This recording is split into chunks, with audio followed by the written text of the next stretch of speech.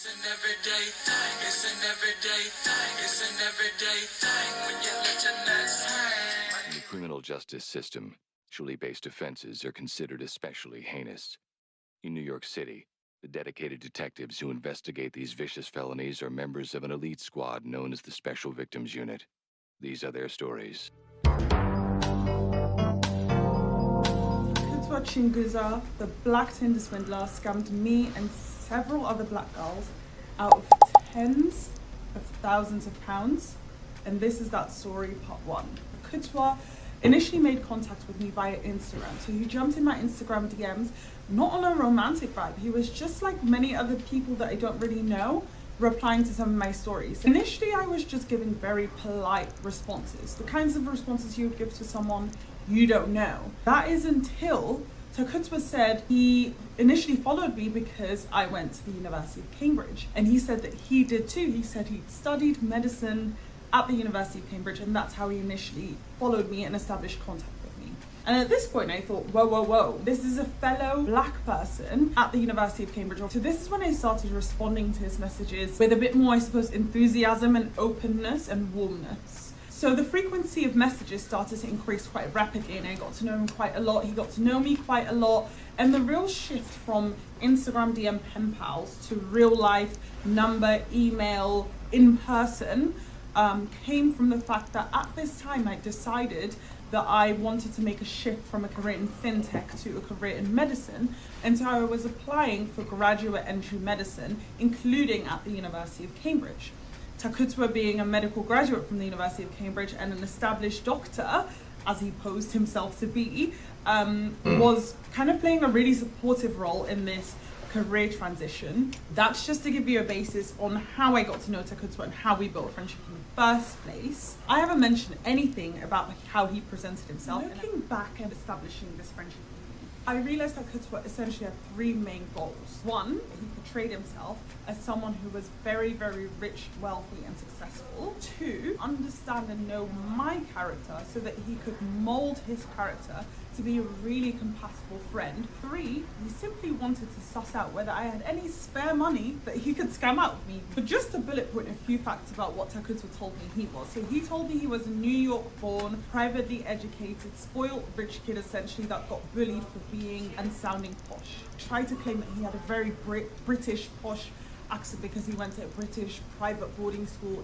He had an African accent anyway. So he said that he currently works for the hospital, Adam Brooks Hospital, which every Cambridge student knows this hospital because it's the main affiliate hospital of the Cambridge University Medical School. That his mother was still living in the US, kind of a high-flying surgeon. Among the things that he would tell me, it would be very evident from his Instagram stories that he was a frequent flyer, always flew business class, always at these exclusive events, things like attending the F1. And in terms of getting to know me, he invested a lot of time, months and months and months and months, picking up things that I would like in another person in order to build a really strong friendship. In addition to all the bullshit he told me, he also told me that he adopted 6 children in South Africa, that these children were HIV positive and orphans. He told me that he was buying a Tesla Model X. This was after discovering that Tesla Model X is essentially my dream car. And then he would really home in on this shared love of traveling. I traveled a lot during this time. I was out here. I was outside. And then in terms of kind of sussing me out and really figuring out what I might have to offer him, he would ask like very straight to the point questions. Quite early on now I think about it, what I do for work, how I get to travel so much, what car I was buying and what car I had, and did my parents buy me this car, did I use my own money, what car my sister was getting for 18th birthday, and just really trying to find out like what's your financial status essentially. So right now I've basically told you this is what he said about himself, this is why we built a friendship, but I haven't really spoken about what he did to build the trust before launching the scam. I was applying for medicine and he had done medicine at the University of Cambridge and was an established doctor, yada yada yada. A lot of the trust and I suppose like building up this friendship came through that very thing. He would meet up for coffees, for lunches, for dinners, and we would speak about my application, and he really solidified this friendship by trying to offer as much help as possible in some key ways. So he offered to send his personal statement. I will get back to this. The big one, the really big one, which was actually an integral part of my application, was offering me an internship with him at Adam Brooks Hospital. At this stage, he's kind of got me in a position where I am reliant on him. When I think back, this was such a flawed process. Let's get back to that personal statement. The personal statement he sent me was absolute garbage. It was laughable. I still have it in my emails. In fact, I have it on my laptop screen right in front of me right now. At the time, I just thought he applied as an 18-year-old kid. Perhaps this personal statement just looks like crap because he was an 18-year-old kid. Every time we did discuss medicine and the application and all of these stuff, he was very, very, very vague. At the time, this was simply not something I could pick up on because I had not done medicine. I was not a doctor. I am a qualified doctor now. And my good God, this internship was a big one. This is a whole story in of itself. Basically got to the point where it was the day where I was starting my internship with him. He promised to pick me up from North London to Cambridge. And when it came time, he was ghost. And I was ringing. I got a call on a private number and they left a voicemail. It was a female voice. So I got a call. The line sounded very clear. It didn't sound like this person was in a casual place or was outside or anything like that. The woman explained that she was calling from a secretary office at Adam Brooks Hospital and was calling to inform me that Dr. Takutswa Chingusa is in an emergency operation and is unable to answer his phone. Everyone watching this is probably so much smarter than I was at the time. Didn't have a good stomach feeling about this. But I also just couldn't fathom that this could all be a big plot that was part of something else, which, my good God, wait for a few parts and we'll get to it. But I just didn't pick up on the fact that this was BS, essentially, like, long story short. And I just thought, I'm a bit bummed. But he was very, very, very apologetic, very professional about it and everything. And I was cool, I understood, I had to understand. He was saving someone's life. Rescheduling with him became quite difficult. Doing this internship was so important and integral to my application that I couldn't rely on an unreliable source to make or break my application. But just said to him, do you know what, you're busy, don't worry about it, I'll figure out another way. I gave my sister a call. She essentially called one of her friends who's a director at another hospital who gave me an internship for medicine. So that was all good. Everything between Takutswa and I was all blessed because I got to do an internship anyway, so no harsh feelings. I suppose we moved on from this. So at this stage, friendship is in good standing. But now Mr. Takutswa Chingusa feels comfortable enough to launch his scam. There are three main ways that Takutswa Chingusa receives money. Number one, he makes it seem like he's making a beneficial trade with you. Number two, apparent generosity on his part. Or number three, simple cry for help. In all of him getting to know me, he was really careful to suss out the things that I would purchase or need in the immediate future. He knew that I was looking for my next holiday. You know, I had the travel bug, I was always trying to move around. I settled on wanting to go to Maldives. Takutswa, who came in saying, I have a lot of air miles with Emirates, why don't you purchase a ticket from me so that you can fly to Maldives and back for £640. So I said, yeah, that sounds like a good idea. Before I knew it, Takutswa Chingusa had already sent me a confirmation email of the booking with Emirates. At this point, I felt like, oh my God, I'm indebted to him. He's now £640 down because I said, yeah, that sounds like a good idea, very frivolously. I better send him that money like ASAP. So I had the confirmation in my email after all. I had a confirmation from Emirates saying that I had a ticket booked. I saw him travel on his stories almost every single week, and so it didn't seem crazy that he had an excess of air miles. He offered my mum the same to go to her dead mother's funeral in Ghana. Thank God my mum said, first of all, why am I buying a ticket of a little child? And second of all, I'm flying direct to Ghana with BA. What do you mean stop over in Dubai? But we will come to how sick and twisted this offering was when we talk about how I uncovered the scam. So I was buying a MacBook laptop in the very near future, and so he mentioned that him kind of being affiliated with the University of Cambridge meant that he gets discounts with Apple. I mean, you can argue whether or not something like this makes sense to you. I remember when he said this, and I was thinking back to a supervision I had when I was studying natural sciences at the University of Cambridge, and I remember my supervisor getting a new MacBook and opening it during our supervision, explaining to us that he gotten this essentially from the university because he's the supervisor at the university. So then it didn't seem crazy to me that Takutwa, who's mentioned several times that he has an affiliation with the university through teaching medical students, receives discounts on MacBook. So I sent him £400 for the MacBook, easy peasy, didn't have any question in my mind whether this would be true or false. And mind you, all of this was in very, very quick succession. So he's on a trip to Singapore, so when he lands, he'll be able to, you know, give me the MacBook. On his way back from Singapore, he gets stuck in an airport with credit card and debit card issues, and he essentially does his first cry for help. On my credit card, on my debit card, I need £200 to get myself out of this airport. Like, it's a crisis. He expressed that he was really, really embarrassed to ask for this money, and it had nothing to do with financial issues, but all the things to do with like his credit card or debit card not working in that particular airport or something. And so what is £200 for someone who can then come through the airport, get back to the UK and transfer it to me as soon as they get back to the UK? And now he makes it over the border into the UK. And at this point is now when time starts ticking. I'm now like, where is my MacBook? And when are you transferring me this £200? I'm still not thinking about the tickets because that's in a distant future. These questions is essentially what got me to start to uncover Takutwa Chinyuza as the scammer. So in a previous part, I discussed how one of his scam tactics is apparent generosity. And this is the scam he used on someone I'm going to call Michelle. Takutwa, with me, was using this as a way to kind of build trust. With Michelle, was essentially getting £10,800. Takutwa would always start to confide in me about the fact that he felt like he was being used by friends that he had, being essentially used for his money. That people would take, and never really give to him. And I would always, you know, kind of comfort him and say, you know, you have to use your discernment, whether people are really using you or whether it's a real friendship.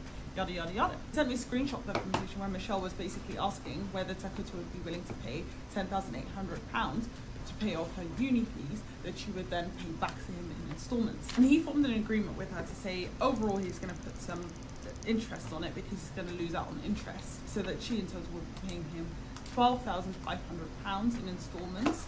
And he would pay off the uni fees for her like in that moment so that she was then able to graduate.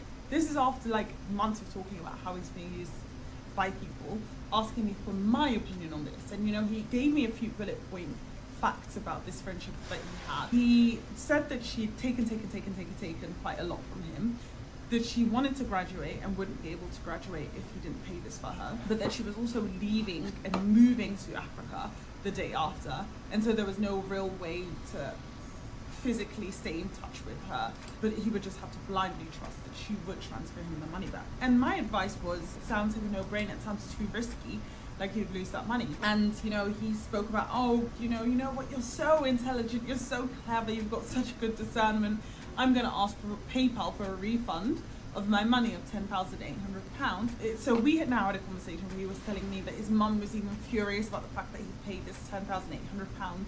And he sent me a screenshot of the fact that he asked PayPal for a refund. Remember this for a later part of the story. But mind you, what he did not send was a screenshot between him and Michelle having a conversation about the fact that he asked for this refund. So at this point in time, Michelle's under the impression that university fees are paid and she's going to continue paying Takutwa Chinyuza in installments until she's paid him £12,800 as quickly as possible, and she doesn't know that he's asked for a refund, basically. But we'll talk about this. So why did Takutwa involve me in this kind of side plot of his scam? I think for two reasons. One, to even build further trust with me, and for two, also I think to show that he basically had £10,800 spare to frivolously spend and then change his mind on, to kind of solidify this image of like having excess money and not needing money from other people is the key point about this. I'm now his trusted friend whose opinion he's trusting to guide him to not be used by people. But what about the trust between me and him? Because the MacBook, the flights, the £200. So where's the £200 that you needed when you were stuck in the airport? This is when the crux of the scam finally started to show. And you know, the same excuses, being busy at work, manual evacuation. He would always have a manual evacuation, which, by the way, if you're not medical, it basically means scraping poop out of someone's digestive system manually with your hands. And always quoting that he wasn't feeling well because of the manual evacuation and emergency surgery and flying to South Africa to help poor children do surgeries for free and all of the excuses in the world, but not able to transfer me my £200 and not able to give me my Mac. So at this point, I started to apply pressure. I started to really I wasn't engaging in normal conversation anymore. The conversation was simply, where's my MacBook? Where's my £200? And then in the midst of these excuses, he went, I'm really, really, really sorry. I'm just so busy with work. Here is my ID. He sent me a photo of his driver's license and said, this is my address. This is my full name. I'm so sorry. I'm just super busy. Please just trust me. He said, this is my full address in the message that he sent with the ID. You don't even have to be that keen-eyed. You can see that he's covering his address with his thumb. And so he's told me his address, but I can't verify that according to the ID. And this is something we will come back to. At this stage, it's taking long. He sent me his ID. It's bought him another day or two of me calming down, but then I start to amp back up. And now I'm really getting mad. And I'm saying, after work today, I am driving to your house and I'm getting this MacBook myself. So I will meet you at your home. He sees the message, he blue ticks the message, he doesn't say a word. The moment work ended, I got in my car, drove down the M11 from London to Cambridge, and went to the address he told me he lived at. I could see the tail end of the address on the other side of its thumb. So I drove, I parked, I got out of the car, I knock on the door. A white woman answers the door, looks me up and down and says, I'm guessing Takutwa owes you a MacBook or something like that. Drops. So many things are clicking at this point. I realize I'm not the only one that stops on this woman's phone. Oh no. This is a common occurrence for her. She's had people who look like me knock on her door for promises that Takutwa has made. I'm guessing you're here for a MacBook or an Apple product. When I say my jaw dropped, and in that moment it started clicking, what was going on? And I responded, yes, how do you know? And she said, many girls who are young, black, come knocking, looking for Takutwa, saying that they were promising kind of Apple products. I couldn't gasp, I didn't even have it in me to gasp. And she said, you might want to try and knock 2 doors down over to your right and see if Takutwa's home. Then I realized Takutwa had covered the address with his thumb so that I already know exactly what door number he lived at, but I was very close. I walked 2 doors down. It's a pretty nice house. I knock on the door. A 90-year-old white man answers the door, and I'm like, what is this wild goose chase? This man has nothing to do with Takutwa. Does Takutwa Chinguza live here? And he said, oh, one moment. And I thought, okay, I'm getting close. Remember Takutwa said his mom was in America. His mom was always busy. She was a high-flying surgeon. She was an American. And guess who answers the door? Guess who this 90-year-old white man gets to answer the door? Takutwa's mom. This 90-year-old white man and this 50-year-old quite good-looking black woman, they're in a relationship, which I'm not really going to say what 2 and 2 I was putting together, but let's just say it was starting to look like it was running in the family. So I say to Takutwa's mum, is Takutwa here? And she starts to get so defensive, tries to shut the door in my face, saying, no, Takutwa isn't here. I literally put my foot in the door and I say, where is Takutwa? Because at this point, I'm on smoke. Like, you know where Takutwa is? You're Takutwa's mum. Takutwa's not here. I haven't seen him in years. We're arguing back and forth. And at some point, I literally have to calm myself down and say, okay, what we're doing is ridiculous and unproductive. Let's actually have a conversation. At this point, she invites me into the house. This woman tells me that she hasn't seen Takutwa in years. She's estranged from her son. She doesn't know why he's doing this scam operation, and she has absolutely nothing to do with it. What can I do at this stage? If this is what she's telling me, what can I do? Even if she's lying, there's nothing I can do or say. All I realize at this point is that I'm not getting my £200 back. I'm not getting my £640 back. I'm not getting my £400 back. And at this point, it's still not really dropping that everything was a lie. It's still not really, like, the penny's not really dropping. So anyway, at this point we've discovered that Takutwa's lied about his address, that his mum is not American, she has an African accent just like he does. She's living in the UK with a 90-year-old white man with a trust fund, 6'5", blue eyes. I can't even get to my car before I message Takutwa, what the fuck? Everything was a lie. And he says, what do you mean everything was a lie? Sorry, I was just busy. And I said, I'm at your mum's house. You just typed, I'm so sorry. And at this point, I'm like, why? If you needed money, why didn't you just tell me? I would have helped you and given you money. It's still not clicked that the character is also a lie. And I said to him, at this point, I'm gonna have to go to the police. And he said, go to the police then. That response, that cocky response, told me everything I needed to know. This was something he was doing on a daily, and he knew that the police weren't really gonna interfere in any kind of way. So then immediately after Takutwa tells me, go to the police then, he blocks me. I'm blocked out of his life. I'm realizing I'm not getting this money back. So I drive all the way home to London. Honestly, my mind is a bit frazzled and fried, but I immediately get on my laptop and start doing some investigation work because I have to work out what the F just happened. So I go home and the first thing I think is, what's the deal with this Emirates ticket? Because I saw the email from Emirates and it was a real email that was forwarded from Emirates. So I call Emirates because I noticed that on the email, Takutwa has left his frequent flyer number, the ticket number. And so I call Emirates and I say, hey, I just want to know if everything's in good order with my ticket. This is my passenger name. This is the ticket number. You know what Emirates told me? The ticket was never paid off. How? How do you ask? Apparently Emirates has a scheme where you can basically reserve a ticket where they give you a confirmation as though you've purchased the ticket, and then you have about 3 days to pay the ticket off. If the ticket is not paid off in 3 days, then the ticket gets dissolved. But in the interim, you do get a genuine confirmation from Emirates. And I think this is if you're part of the frequent flyer program. So the ticket that he sent me that got me to send him that £640 that I spoke about, yeah, that ticket was never paid for, ever. And I didn't know that Emirates had this scheme because I've never done like a buy now, pay later flight like process. At this point, I just need to pause and remind you that this was the same kind of ticket that he was going to give my mum to go to her dead mother's funeral, which would have left her at Heathrow or Gatwick Airport without an actual ticket to Ghana. He was willing for my mum to miss her dead mother's funeral on her way to Ghana. Like, do you understand how sick this guy is? So the next thing I do is I call my boyfriend at the time, because my boyfriend at the time was a doctor. Mind you, Takutwa and I were never in a romantic relationship, but all of you men who jumped in my comments and say, tell him, this is what happened, blah, blah, blah. And he asked me, is this guy even a real doctor? It has never occurred to me that someone who's my friend would tell me their job and that occupation is simply not their true occupation. So then he tells me, you know that you can check if someone is a registered doctor in the UK just by looking on the GMC register, and that's publicly available.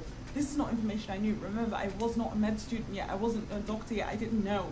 So then I type in his full name on the GMC register. Guess what? Guess what? There's no doctor of that age and name match that comes up on the GMC register. Takutwa Chinguza is officially not a doctor. Next thing, I think to myself, well, I've graduated from Cambridge before, so I know that Cambridge publishes a public class list for everyone who's previously graduated from the university. You might ask, why didn't I check the Cambridge registration before? And what friend would double check every bit of information their friend tells them about their life? Like, so I checked the Cambridge registration, the Cambridge class list. Takutwa Chinguza never graduated from the University of Cambridge. I do some digging. I find out that Takutwa Chinguza graduated from Swansea University with a degree in computer science. Everything is starting to crumble. In a previous part, I told the story about how Takutwa introduced this character Michelle, who he was lending £10,800 to, and she was paying him back in installments to pay off £12,500. But remember, I said that he asked PayPal for a refund, but he never showed me him talking to Michelle about getting a refund. So I'm assuming that this Michelle character is somehow a sick and twisted part of his scam. One error Takutwa made, and one place where he effed up, was sending me screenshot of Michelle, not only of their WhatsApp conversations, but also of their Instagram conversations, where I could see her Instagram handle. So I searched her up on Instagram, found her, and DM'd her. And I was basically on smoke saying, hi Michelle, these are the things I know about you. I'm not sure if you're aware, but Takutwa is a scammer, and if you block me, then you're a scammer too. So I would basically reply if I were you. So she replied saying she has no idea that Takutwa was a scammer.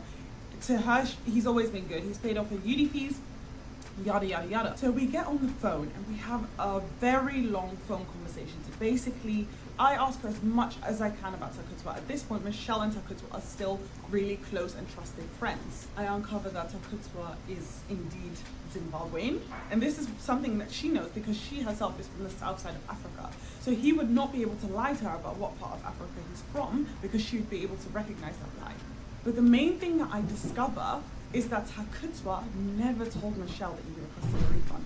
At this point in time, Michelle's under the full impression that Takutwa has paid for uni fees, and she's therefore paying him money back to pay him back for this £10,800 that he spent on her, when he's never spent that money on her, because I have the receipts of the PayPal transfer back to his account.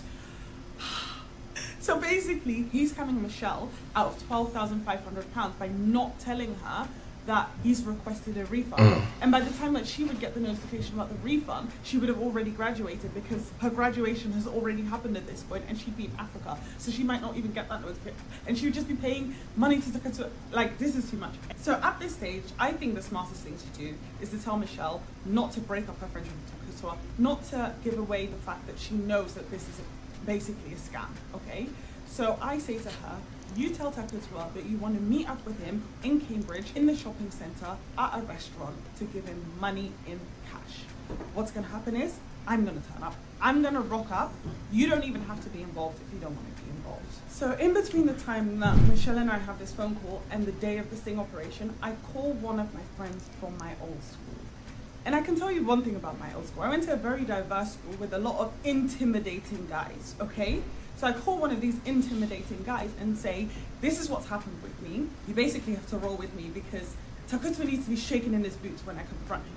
And he says, say no more, he's coming. So the day of the operation happens. I finish work, he finishes work, we jump in my car, we drive to Cambridge. Only flaw in our plan is that we're working on the time. And we are running late for the time that we've told Michelle to set Takutwa up at the restaurant. She's actually meeting him at the restaurant first, so that he doesn't feel like anything suspicious is going on, and then we are basically going to roll in seconds later. But she's telling me that she's getting nervous, she's telling me that she's scared, she's telling me she thinks this guy is now a bad guy, and she doesn't want to do it. And we're like, hold on, we're on the M11, we're on the M11, just hold on, we're coming. We're so ready to run up on Takutwa. We get to Cambridge, Michelle has told us that she's gone straight to the police station, and Takutwa has grown suspicious because no one was turning up and left the restaurant, so he's no longer there. So we have now driven to Cambridge, all the way to Cambridge for nothing. Mind you, Michelle is moving to Africa tomorrow because she's had her graduation and she doesn't live in this country.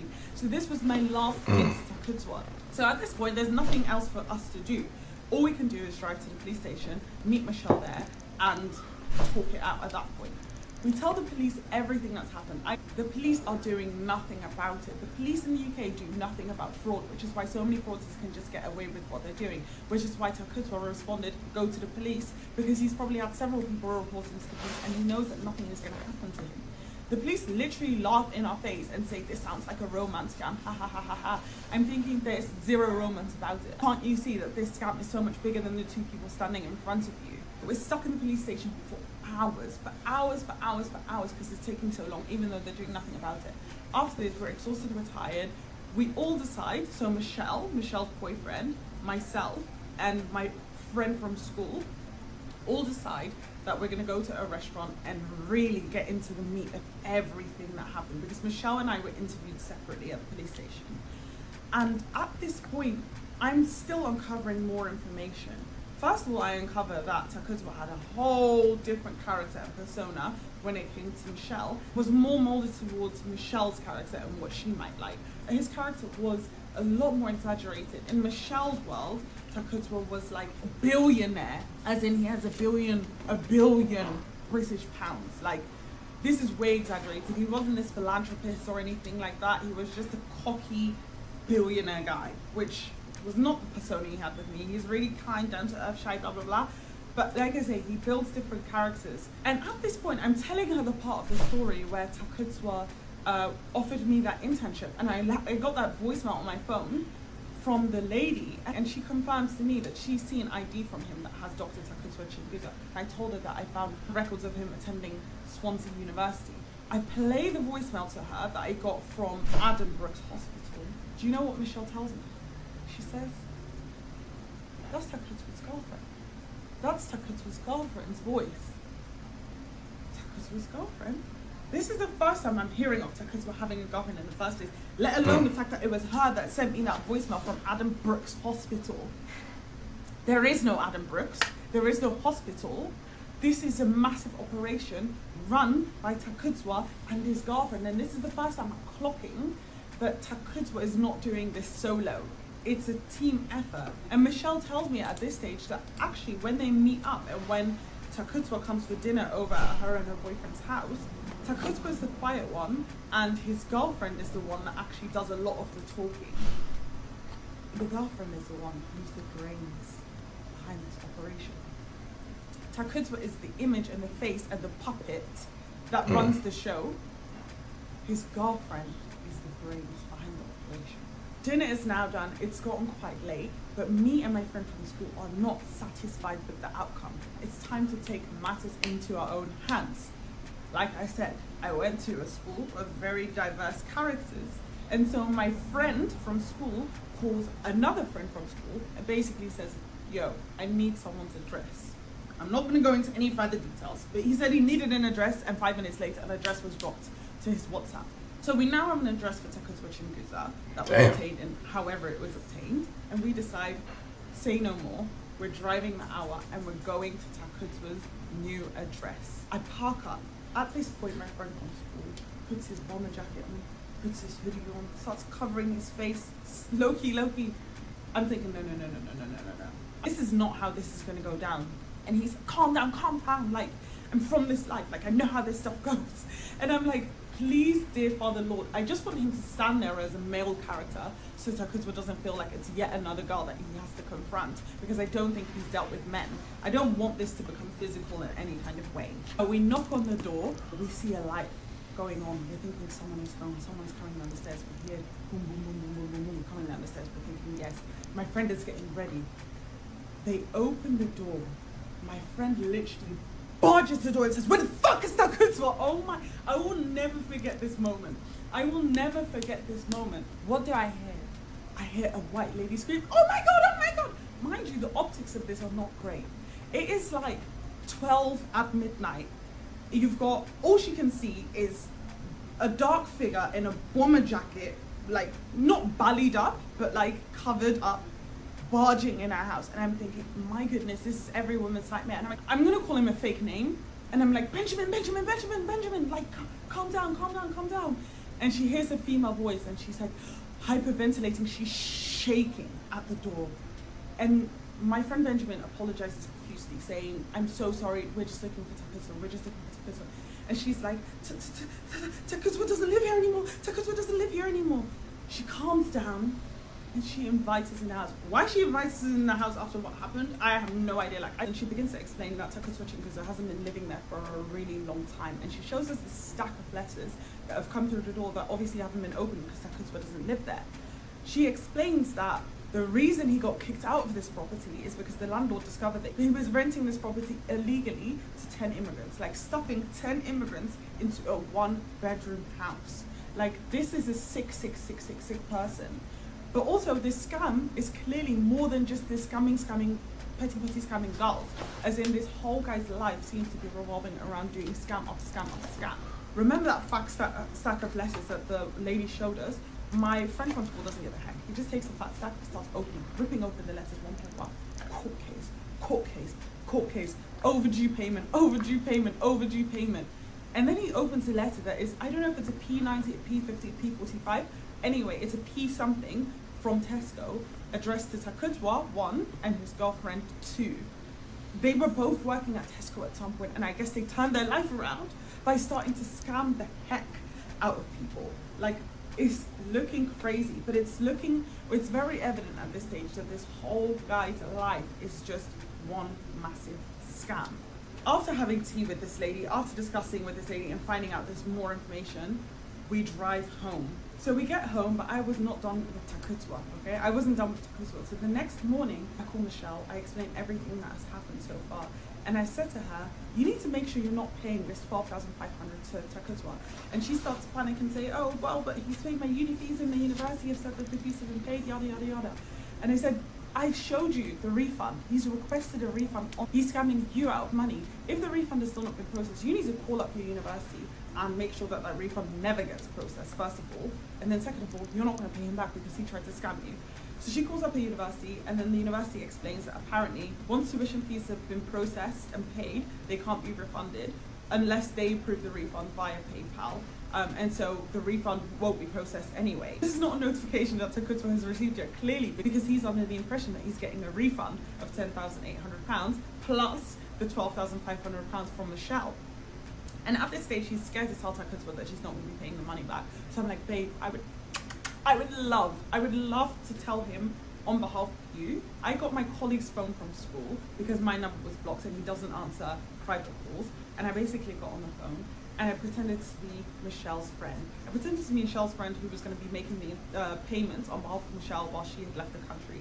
And I was like, oh, Michelle's not really making payments. I'm going to have to pay some of it for her. She's such a bad friend. You did such a good thing. And he was like insulting her, saying, yeah, she's using me. She needs to give me my money ASAP, blah, blah, blah, blah, blah, blah. At some point, I just switch out of this nice tone. And I'm like, hold on, did I even explain who this was? And he was like, no, not really. I don't know your name. And I said, this is Shirley Becker, bitch. You're not getting your money back. You're not getting your money back. In the middle of me screaming down the phone, he basically hangs up. But I'm very satisfied at this point. I told Michelle to block his ass. Her university fees are paid and enjoy her jolly good life. Takutwa was now £10,800 down, so I'm hugely satisfied. But remember, in all of the intros, I kept talking about how myself and several other black girls got scammed. Well, at some point, many years later, I actually told this story on Clubhouse. And once I told this story on Clubhouse, and there was a little bit of backlash towards Takutwa on Twitter, it meant that every time someone got a bit suspicious about Takutwa Chinguza, because he was in the middle of scamming them, they would Google his name and what would come up? My Twitter handle. So I used to get so many DMs from girls saying, oh my goodness, I live in Cambridge, I live in Peterborough, I live in Ipswich, I've been scammed, I've been scammed, I've been scammed, I live in South Africa, I've been scammed.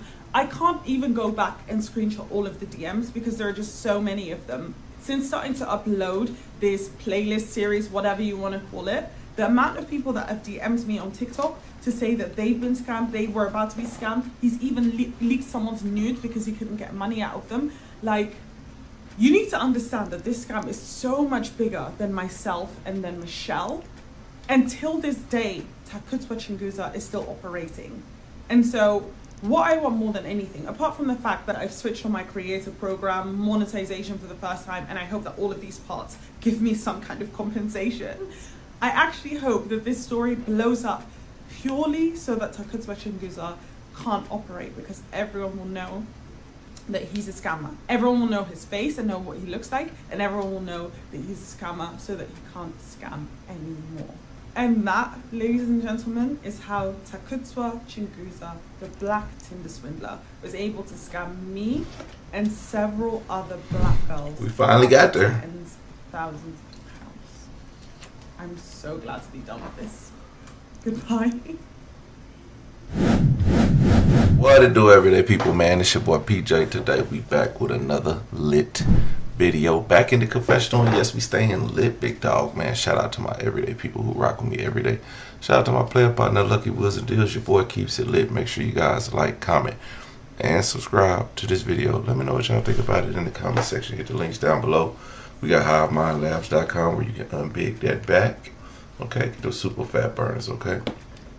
Okay, with exercise and a healthy diet, man, you can also slim, trim, and win, okay? Now, hit the link down below. We got Mook's Coffee, okay? Get your coffee, okay? That'll be $8, all right? And then use the discount code everydaypj at checkout, all right? Now, let's get into it. I'm thinking about being a scammer. Because it seemed like a lot of work, but I think I could do it.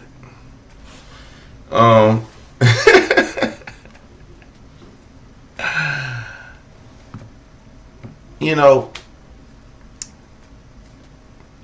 being a creator on YouTube and being on TikTok and all this stuff, you get all these emails and all these people in your DMs about scamming and all this stuff, and you just be like, or they're not about scamming, they just, we can do this for you, we can do this for you, let me send you this, or let me get you some information on this. Hey, if you buy this, you can like, you don't know what's real or not. One time a company was like, "Hey, we want to work with you." It was like somebody that had like 10,000 followers, only followed a few people or whatever. They followed a few thousand people or whatever. They had a bunch of followers, and they tagged the company and said this is their company or whatever. And so I looked up the company and I reached out to the company. I said, "Hey, I received a DM from this company. Did y'all reach out to me to work with you guys?" And it was like, "Yeah, we need this many people in our creator fund program. We could like to." I was like, "But did y'all reach out to me?" And they kept sending me these messages. I said, "All right, I'm blocking this person. I'm blocking this company and this person because obviously this person was trying to get me to do something and I wasn't following it for it." But if you don't want to be scammed by somebody, like in your email or anything, if you're a creator, click on the email address. Look where the email is coming from. 9 times out of 10, it's a fake email address, or it's one of those. So in different countries, they have to use, like in America, we got at yahoo.com. If anybody emails you with a Gmail, scam. Okay. But if they email you with, like, say they say we're with McDonald's, but they email you with a different email address, scam. So if they're not emailing you from a business account from that place, then it's a scam. And usually, like, one time I actually got approached by a company for some jewelry, and I was like, "Man, should I do this? Should I do it?" And then I was like, "Damn, this is an actual company." And then I was looking at who worked with them, and they had some big time creators on there, and I was like, they got some big creators on here. And I also started to look further in there, and I was like, well, they got some pretty basic creators too. It's not like they just went after only big creators, but they had some basic ones too. So I was like, all right, this sounds like something I could do with it. Should I sell the jewelry or not? But I'm like, I got a big female following, so sell the jewelry. But needless to say, like, you just gotta pay attention. Like, yeah. Now let's talk about when you dating people and they ask you for money. Asking me for money will be the quickest way. I'm not gonna block you. I just understand that this ain't the relationship I want. I'm a take care of you type of guy. Okay? I'm a 50-50. Okay? 50-50. Okay? Now, we're gonna get into that. But I'm gonna tell you, I'm not a provider. I am not balling out on you, okay? Because I'm gonna tell you why. Cause I ain't rich, one. And even if I was rich, I ain't been rich that long. And even if I was rich that long, I ain't been stupid that long. Okay? But yeah, that's a quick way for me to be like, nah, I think I'd rather not, entertain this type of relationship, because it just don't move me to be, funneling money to somebody, because it's like, I feel like if I'm giving you money, whether it's for lunch or if it's for getting you something to drink or buying you gifts, I honestly feel like it's somebody else doing that too. And I know one time for sure. This is a crazy situation that somebody asked me for some money so they can get something to drink, some alcohol, and I was like, oh, okay, that's what's up. Yeah. Well, what you drinking on, or something like that, or whatever. Obviously, this person was already drunk, because they responded as if I sent them the money already. And I was like,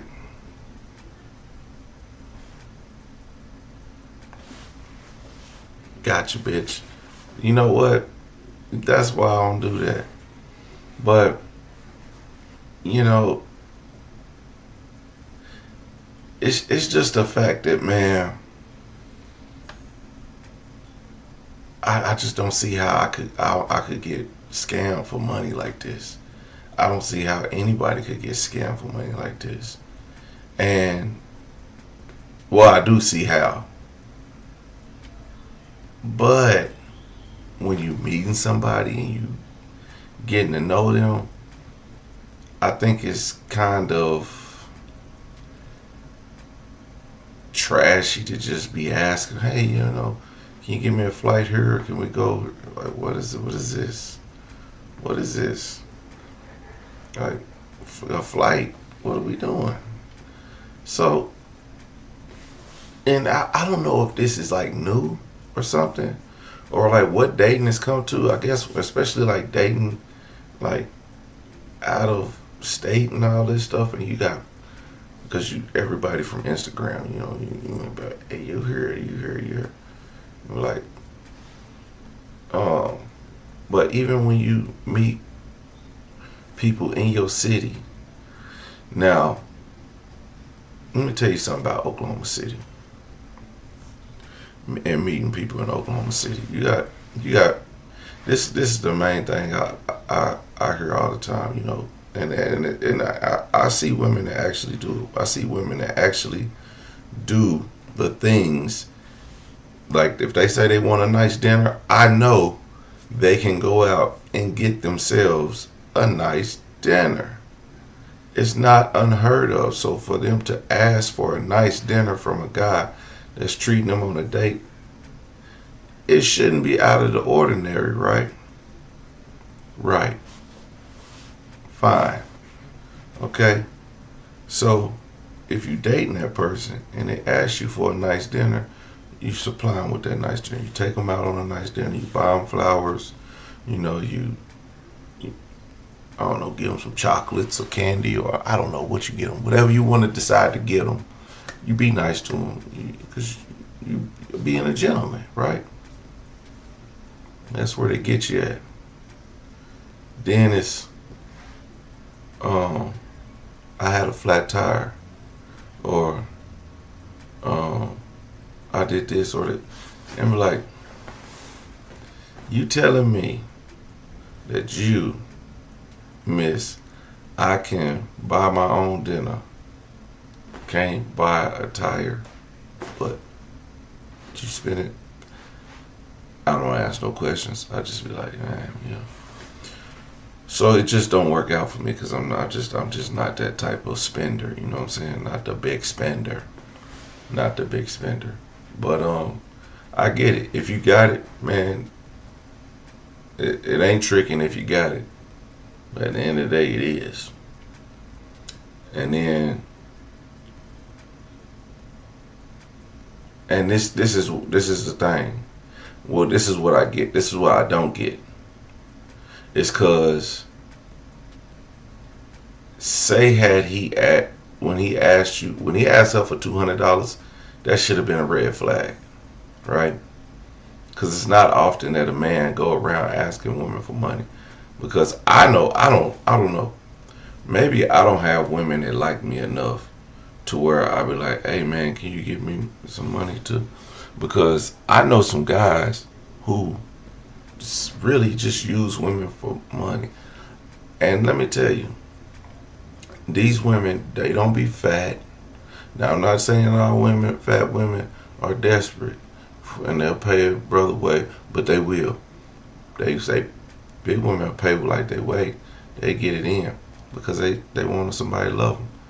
But these are attractive women who get used by men with good mouthpieces. These guys put on this front that they doing this and they making moves. They always busy. They talking fast. They'll have the same wad of cash all the time, but you see they never spend it. And then they make it seem like they making all these moves, and then they start asking the girl for money. Hey, I need $300 extra so I can put on to this deal so I can make this move. Really, they just using your $300 so they don't have to spend that same little wad, and then they'll get you back. But what they doing is they going to another girl, getting that other 300 back, bam, moving over. Oh, look, I'm gonna get you this back, and then be like, then they'll give you that money back, but in the same breath or 2 breaths later, let me get 100 so I can go do something real quick. Then they going to pay another person $100. Like, hey, I got 100 right now. This is how this go. I've seen somebody do this, so I don't know. I don't know what kind of, you know, maybe it's good penis or something, but they be doing it. I watched a video where we all watched it about the guy Bob. Bob had Erica, I don't remember her name, but had her in a whirlwind. She was ready to risk it all for Bob. In fact, had Bob not left her, she would have never left him. But what she probably don't tell y'all is how much money she was spending. Not a bad looking girl. Was probably spending that bag though. Definitely spending that bag. And I just want to say, like, honestly, it's very low budget. It's not something that I don't respect it as a man. I get it though. If that's how you living, I get it. I don't respect it. I wouldn't sit there and be friends with a person who's out there actively scamming somebody. Reason why?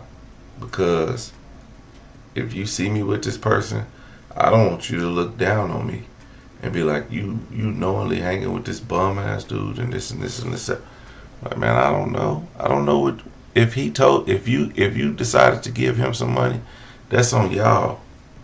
But what he do don't make that about me. You know what I mean? 'Cause I ain't about that life. I ain't gonna give you nothing and I ain't gonna ask for nothing but some coochie. Okay? So, you know, it just is what it is, man. Sometimes we gotta learn to regulate ourselves, but I guess if we want something bad enough, like I think if it's something that we know we couldn't attain regularly, like if I didn't have the confidence in myself to attain this woman, and I felt, oh, maybe if I do this for her, or if I get this for her, or spend this on her, that I can get her, then maybe.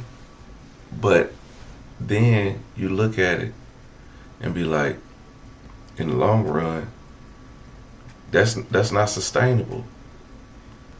Cause then I'm looking back and being like, man, I'm just spending all this money on her, and I'm really, literally getting nothing out of it. Some coochie. Nah, dog, that ain't worth it. That ain't worth it. That ain't worth it. Now, somebody I'm actively dating and into it with for some years, you gonna try something different. Somebody you actively dating. If you like them enough, you'll do it. That's what I be telling people. If you like somebody enough, if somebody like you enough, they'll do it. That's why I say all these women who do this, they like these men, they fall head over heels by being manipulated and don't know how much of a dirtbag this person is. But again, a lot of women not putting up with that. Man, this nigga asking me for money, man. I'm not messing with him. He doing this, he doing too much. But he got enough money to go party and be out here and do this, and now he asking me for money. A girl will cut you off fast. So this girl right here is not an ugly woman. Actually, she's dating a doctor now. She's dating a doctor now. So it's not like she could not get what she's actually pursuing. With this guy that pursued her, it's not unlogical that she could get this type of person. And the fact that she liked him that much to fall for this was, but once the lies started to catch up, yeah, she was like starting to use her mind, like, okay, now I'm 1,000 into this person, and I've received nothing from it. I've received nothing from it. You know, she in fact, I don't recall her actually meeting him like that. She talked about like talking to him a lot on the phone, but she never talked about meeting him. So I wonder if she even met him before she was sending all this money to him. I don't get it. These where'd she meet him at? Was it a dating app, or was it Instagram? It was Instagram. Slid in his DMs, or he slid in her DMs. You know, I don't know, man. I don't know. This is just beyond me. I guess I'm just not clever enough to scam somebody, but I am clever enough not to be scammed, or I'm just cheap, one or the other, or I'm just broke. I don't know. I guess so. I take that. I take being broke over. Like, I don't have that type of money. I'm giving you $100 every time we talk money. I don't have that. I don't have what that lady say, 100 rose bouquet. I don't have 100 rose bouquet money. 12 roses from Walmart. I got that. You know what? 2 dozen. 2 dozen. Listen. Now, this is alleged. This is alleged, okay? People at self-checkout, they go to self-checkout, they get 2 dozen roses. They scan one. They pay $15 for some top flight roses. Take them to their date. Hey, listen, I'm not saying I do it. I'm just saying, you know, you ain't getting 50 or 100. Okay? That's all. Listen, it's okay to date within your wage. Okay? It's okay to take a girl to the Korean chicken spot for a date, just to meet her. If she don't want that, if she want the high class, bro, don't try to impress her. That's not for you. It's not for you. Okay? And now if you can do it, do it. Impress. You like the woman, impress her. Do it. Like, just don't be afraid to date. Don't be afraid to put on for a woman you like. And women do the same thing. If you like the man, just don't go all out and be like, oh, let me buy you your frequent flyer miles. You know what? Decline stuff like that. Like, when you buy something from a woman, and when somebody want to do something for you and you decline it, I think a person be like, well, I don't know you like that. That's a bit expensive, and I don't know you like that. So if somebody told me that, I'd be like, she's a keeper. She is a keeper. Okay? She don't want you to impress her with, the love bombing. Okay? Love bombing get these women every time. Every time. I've seen so many women get love bombed. And it's just crazy. It's absolutely insane. I'm talking about hot warm towels out the shower, candle lights, setting the mood, or edible arrangements at the doorstep. Guess what? Paid for by the next chick. another video. Girl was dating a guy who was married and had 3 girlfriends. You know how he got them 3 girlfriends? He was peeling them all off. And you know what? She had another story the same girl has another story where she was, you know, on some whole other situation. But the fact that that man could do that to all 3 of these women, pay them, do all this stuff. They was willing to do anything, and they still be willing to. It's a girl, like, remember we did a story on another girl who was mad because her man was tricking on another girl, and she was like, he got me 100 roses, and she only got 50. Yeah. Boo. You still with the dude.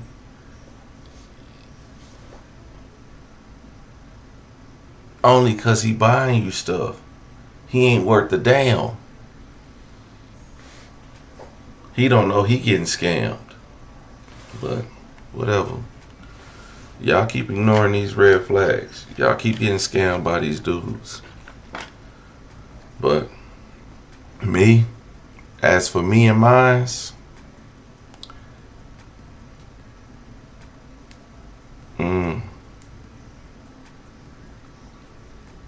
all I can say is, if you ask for something, that'll probably be your last ask.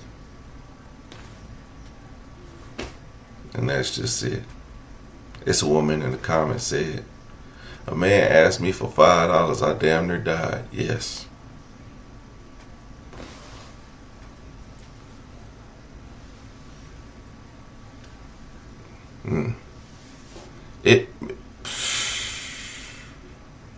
I could go into. I'm not into telling. I'm not into kissing and telling. But I've told y'all some good stories. But I won't tell everything, because some things just don't need to be told. Because the thing is, when people tell these story times, when I tell story times, most of them we already know about them, and it's not to expose nobody, not to hurt anybody, but it's just to tell people, bring awareness to like how I think, how probably most men think. But you know, y'all just gotta know, man. And dating in 2025 and 2024, even dating in 2023, it's different now. It's not easy. You have to be worried about bringing a person into your life, around your kids, around your family, and then turning around and being looked at stupidly by millions of people who watching videos, watching how you really just got used. Yeah, we get it. Liberation. I feel liberated for telling this story. Girl, your stupid ass got used. You got used for a $400 MacBook. Granted, MacBooks about $900. So I get it. Think about that though. Sound too good to be true? Probably is. It probably is. Anyway, everyday people, let me know what y'all think about this in the comment section. Like, comment, and subscribe. I'm gonna holler at you later. Peace.